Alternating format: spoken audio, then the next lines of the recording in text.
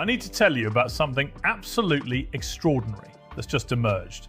And I mean extraordinary. Meghan Markle, once known as the Duchess of Sussex, has long held the spotlight with her polished image and strong media presence. Now, a chapter from her past is back in public discussion. Her former partner, Canadian chef Cory Vitiello, recently spoke out after years of silence. In a podcast interview, he shared personal memories and raised questions about timelines during their relationship. He did not attack or insult anyone. Instead, he spoke calmly and let his version of events unfold without drama. Cory said their relationship lasted from 2014 to 2016.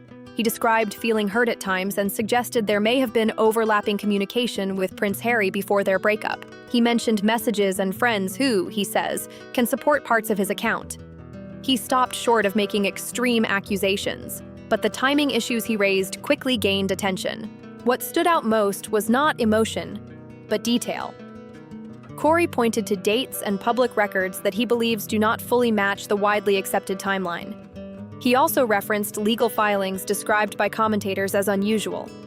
He did not claim wrongdoing, but the questions alone sparked debate. Media outlets quickly covered the story. Analysts revisited past interviews and public statements. Social media filled with opinions, with supporters defending Meghan and critics asking for clarity. The conversation shifted toward whether the public narrative had been fully transparent. Reports indicated Buckingham Palace was aware of the situation. Sources suggested King Charles requested updates to stay informed. No official crisis was confirmed, but insiders described it as something the royal household was carefully monitoring. For the monarchy, reputation always matters. Cory's calm delivery shaped how the story was received. There was no shouting, no dramatic spectacle. By avoiding direct accusations, he allowed listeners to form their own conclusions. That steady tone gave his claims added impact. For years, Meghan has built a public image centered on resilience and reinvention. Her interviews and media projects reinforced that identity. Now, with these renewed questions, attention has turned toward the accuracy and clarity of past timelines. At this stage, these remain competing accounts rather than proven facts. But one thing is clear: when past relationships resurface, public perception can shift quickly. Critics and supporters alike have begun revisiting timelines. Cory's claims about overlapping dates and unusual legal filings sparked fresh discussion. He referenced documents from the early 2000s that some legal commentators described as uncommon. He did not accuse anyone of illegal behavior. Instead, he pointed to what he sees as inconsistencies and left the audience to reflect. That subtle approach pushed the conversation deeper. People started questioning whether certain parts of Meghan's public story were simplified over time. Public figures often shape their narratives carefully, but when new perspectives emerge, perception can shift fast. Supporters argue that relationships are complicated and that memories do not always align perfectly. Critics question whether key moments were presented selectively.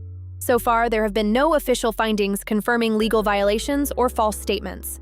At this stage, it remains a debate shaped by conflicting accounts. Cory's delivery has been central to the reaction. In the podcast, he stayed calm and measured. No emotional outbursts, no dramatic accusations, just steady observations and carefully chosen words. That restraint made people listen more closely. Meghan's representatives responded quickly, rejecting his claims and describing them as inaccurate. The contrast in tone became part of the story. Cory appeared composed and deliberate, while official responses were firm and protective. In high-profile disputes, tone can influence perception just as much as facts. Before royal life, Meghan lived in Toronto and was in a relationship with Cory for about 2 years. To the public, it seemed private and ordinary. They shared routines, mutual friends, and daily life like many couples do. In 2016, Meghan met Prince Harry. Reports at the time suggested their early meetings were kept discreet. Cory now claims that he observed the early stages of that connection while still in a relationship. He describes noticing subtle shifts, changes in plans, conversations, and priorities that signaled something new was unfolding. Over the years, reports stated that Prince Harry traveled to Toronto during the early phase of their relationship. Some accounts claimed he stayed at a friend's home during visits. Cory suggests he witnessed the emotional complexity of that period firsthand. On one side was a long-term relationship. On the other was a connection that would soon become global news. For years, Cory remained silent. He did not give interviews or seek publicity as Meghan's life transformed.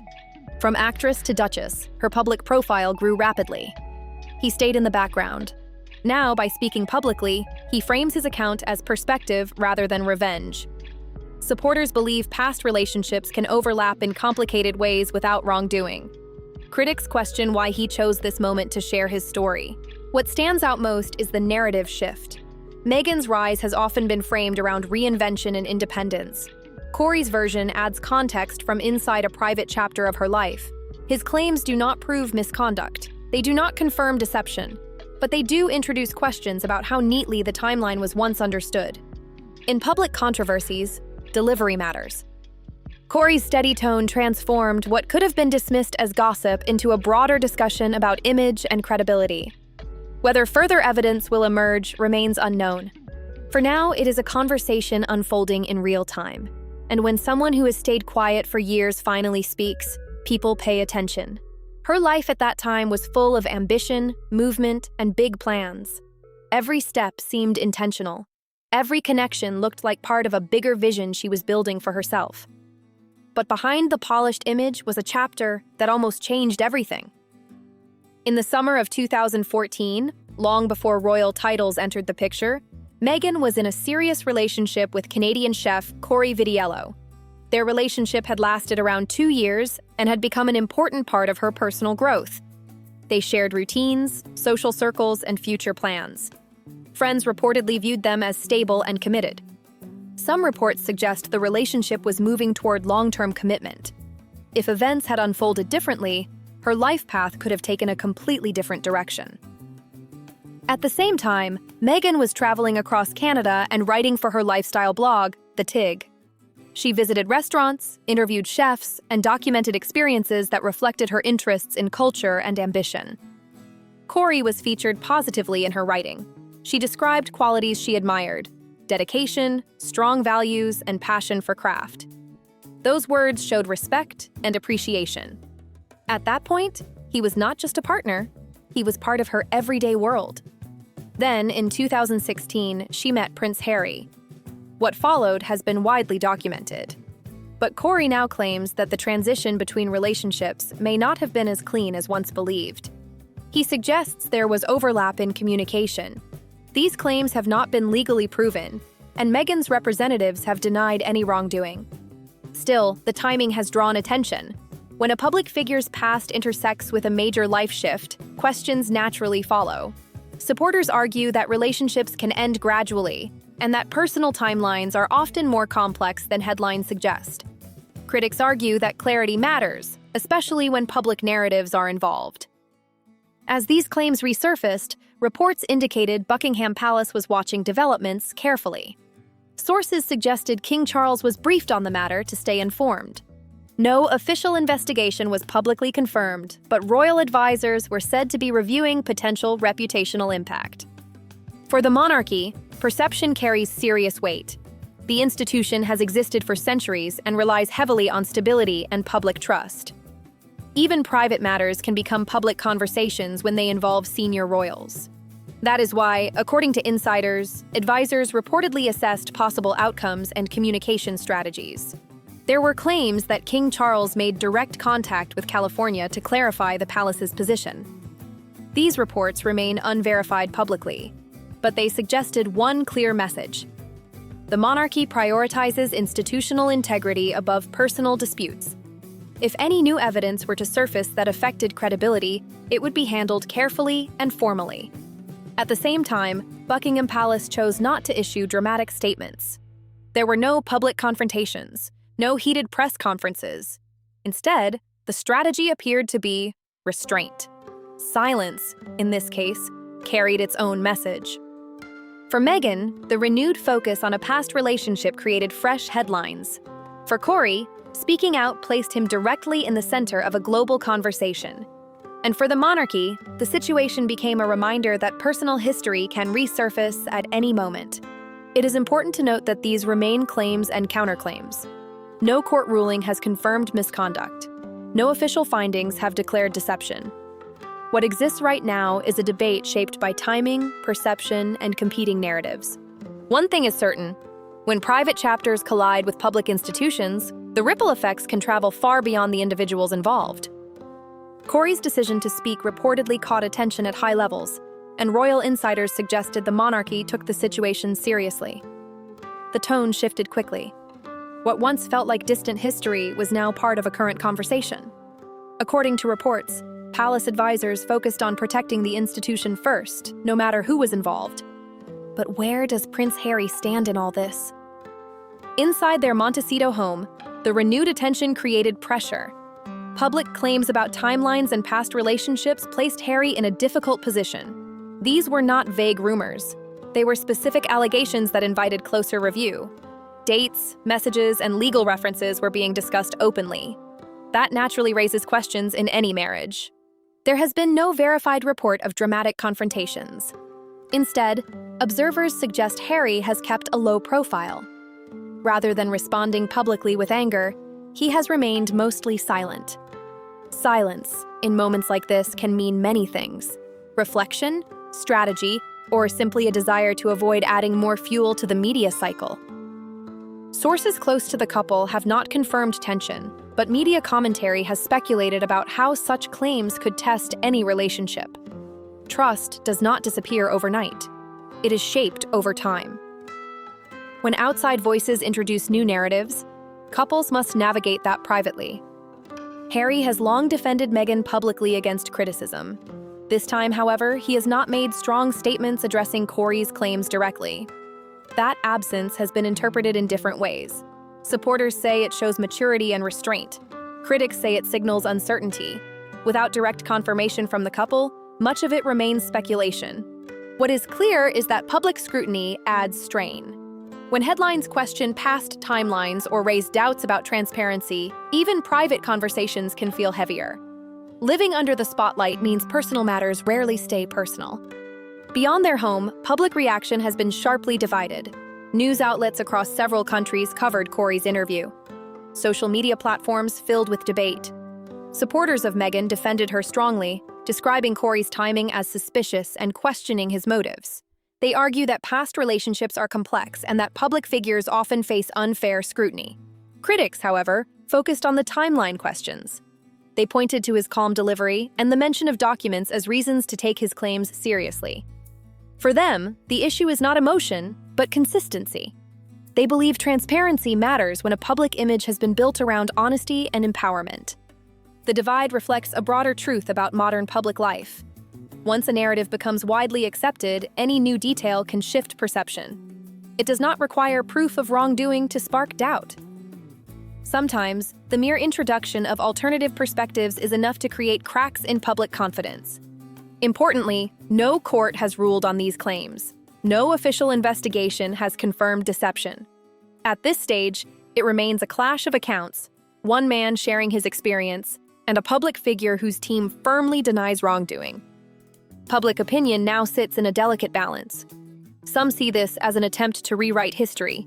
Others see it as overdue transparency. In high-profile situations like this, perception often evolves slowly, shaped by tone, credibility, and consistency. For Harry and Meghan, the real impact may not be loud headlines, but the quiet pressure that follows them home. For the public, it becomes another chapter in a story that continues to unfold in real time. And as opinions fracture and debate grows louder, one thing is undeniable. When past relationships resurface in the present, they rarely stay small for long. What made this situation even more intense was Cory's strategy. He didn't yell. He didn't chase headlines. He didn't flood social media with dramatic claims. Instead, he spoke calmly and carefully. Every sentence sounded deliberate. Every point felt measured. That restraint gave his words extra weight. By avoiding emotional outbursts, he created an impression of control. Listeners focused less on drama and more on detail.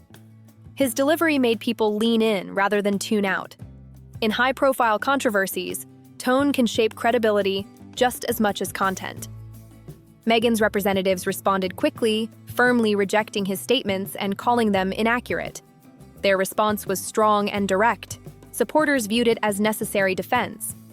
Critics, however, interpreted the intensity as a sign that the claims had touched something sensitive. Public reactions split almost instantly.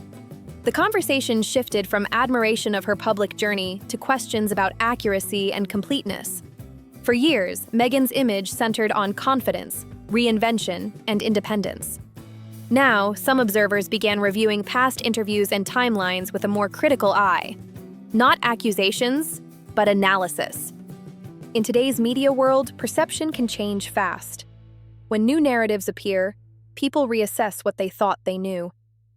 Cory's calm approach redirected attention from glamour to credibility. Instead of loud confrontation, he used quiet persistence. That subtle move reshaped the discussion. Speculation soon followed. Commentators debated whether he might possess additional documentation, messages, records, or other materials. None of those documents have been publicly verified. No official body has confirmed wrongdoing. Still, the idea that more information could exist created ongoing suspense. And that suspense may be the most powerful factor of all. By not releasing everything at once, Cory left space for uncertainty. That uncertainty fuels conversation. It keeps headlines alive. It builds psychological pressure without dramatic confrontation. Silence, in this case, became a strategy rather than an absence. For Meghan and Prince Harry, public scrutiny brings private stress. Every headline becomes part of their daily reality. Harry, who has often defended his wife publicly, has remained largely quiet on these specific claims. Some interpret that as strength. Others see it as caution. Without direct statements, much remains interpretation. Across the Atlantic, Buckingham Palace has maintained distance. No dramatic press events, no public condemnations, just steady silence. That approach suggests institutional focus rather than personal involvement. For the monarchy, stability always comes first. Meanwhile, public opinion continues to fracture. Supporters argue that past relationships are complex and that motives behind resurfaced claims should be questioned. Critics argue that transparency is essential when public image and influence are involved.